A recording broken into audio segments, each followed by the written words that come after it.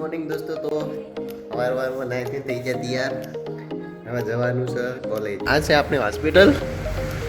આખી night duty કરીને હવે આપણે જવાનું છે પોસ્ટિંગમાં. તો હોસ્પિટલથી આવીને સીધા આવી જાય ચાના પાર્લરે. તો હવે આપણે ચા પીને આપણા દિવસની કરશું શરૂઆત. ચા પીને સીધી બેસી જાય એમટીસીની બસમાં ને જઈશું પહેલાં કોલેજ ને પછી જવાનું હતી સિવિલ હોસ્પિટલમાં.